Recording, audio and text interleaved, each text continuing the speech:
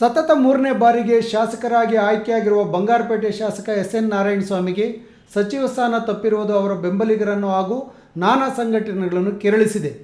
SC ಬಲಗೈ ಸಮುದಾಯಕ್ಕೆ ಸೇರಿರುವ ನನಗೆ ಕೊನೆ ಕ್ಷಣದಲ್ಲಿ ಸಚಿವ ಸ್ಥಾನ ತಪ್ಪಿಸಲಾಗಿದೆ ಎಂದು ಶಾಸಕ ನಾರಾಯಣಸ್ವಾಮಿ ಈಗಾಗಲೇ ರಾಜ್ಯ ನಾಯಕರು ಹಾಗೂ ಹೈಕಮಾಂಡ್ ವಿರುದ್ಧ ಬಹಿರಂಗವಾಗಿ ಆಕ್ರೋಶ ಹೊರಹಾಕಿದ್ದಾರೆ.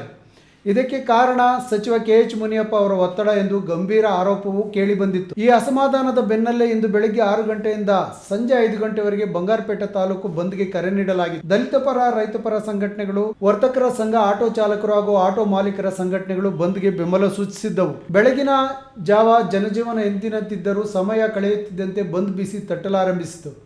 ಪಟ್ಟಣದಲ್ಲಿ ಅಂಗಡಿ ಮುಗ್ಗಟ್ಟುಗಳನ್ನು ಬಂದ್ ಮಾಡಿಸಲಾಯಿತು. ಆಟೋ ಸಂಚಾರವು ಸ್ಥಗಿತಗೊಂಡಿತ್ತು. ದೈನಂದಿನ ಕೆಲಸಗಳಿಗೆ ತೆರಳುವ ಸಾರ್ವಜನಿಕರು ರೈಲುಗಳಲ್ಲೇ ನೆಚ್ಚಿಕೊಳ್ಳಬೇಕಾಯಿತು. ಇನ್ನೊಂದೆಡೆ ಕಾಂಗ್ರೆಸ್ ಹೈಕಮಾಂಡ್ ವಿರುದ್ಧ ಆಕ್ರೋಶ ವ್ಯಕ್ತಪಡಿಸಿದ ಪ್ರತಿಭಟನಾಕಾರರು ಪಟ್ಟಣದಾದ್ಯಂತ ಬೃಹತ್ ಬೈಕ್ ರ್ಯಾಲಿ ನಡೆಸಿ ಧರಣಿ ಕುಳಿತರು. ಯಾವುದೇ ಅಹಿತಕರ ಘಟನೆ ನಡೆಯದಂತೆ ಪಟ್ಟಣದಲ್ಲಿ ಬಿಗಿ ಪೊಲೀಸ್ ಬಂದೋಬಸ್ತ್ ಏರ್ಪಡಿಸಲಾಗಿತ್ತು. ಇನ್ನು ಬಂದ್ ವೇಳೆ ಬಂಗಾರಪೇಟೆ ಬಸ್ ನಿಲ್ದಾಣ ಬಳಿ ಹೈಡ್ರಾಮಾ ನಡೆದಿದೆ. ಬಿಜೆಪಿ ಮುಖಂಡ ಮಹೇಶ್ ಅವರಿಗೆ ಸೇರಿದ ಪೆಟ್ರೋಲ್ ಬಂಕನ್ನು ಬಂದ್ ಮಾಡಿಸಲು ಕಾಂಗ್ರೆಸ್ ಕಾರ್ಯಕರ್ತರು ಯತ್ನಿಸಿದರು.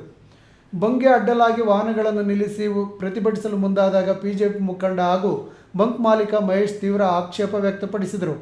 ಬಲವಂತವಾಗಿ ಬಂದ್ ಮಾಡಿಸೋಕೆ ನೀವ್ಯಾರು ಎಂದು ಪ್ರಶ್ನಿಸಿದಾಗ ಸ್ಥಳದಲ್ಲಿ ಕಾಂಗ್ರೆಸ್ ಹಾಗೂ ಬಿಜೆಪಿ ಕಾರ್ಯಕರ್ತರ ನಡುವೆ ಭಾರೀ ಮಾತಿನ ಚಕಮಕಿ ನಡೆದು ಉದ್ವಿಗ್ನ ವಾತಾವರಣ ನಿರ್ಮಾಣ ಆಯಿತು.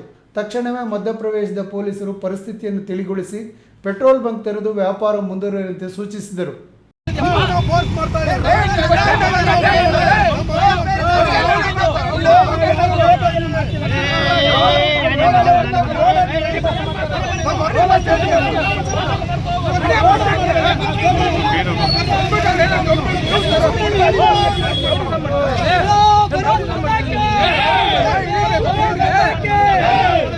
ಒಟ್ನಲ್ಲಿ ಶಾಸಕ ಎಸ್.ಎನ್. ನಾರಾಯಣಸ್ವಾಮಿ ಸಚಿವ ಸ್ಥಾನದ ಅಸಮಾಧಾನ ಈಗ ಬಂಗಾರಪೇಟೆಯಲ್ಲಿ ಕಾಂಗ್ರೆಸ್ ಬಿಜೆಪಿ ನಡುವಿನ ರಾಜಕೀಯ ಸಂಘರ್ಷಕ್ಕೂ ದಾರಿ ಮಾಡಿಕೊಟ್ಟಿದೆ.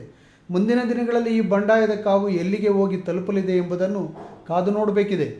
Satish, E news TV, Kolar.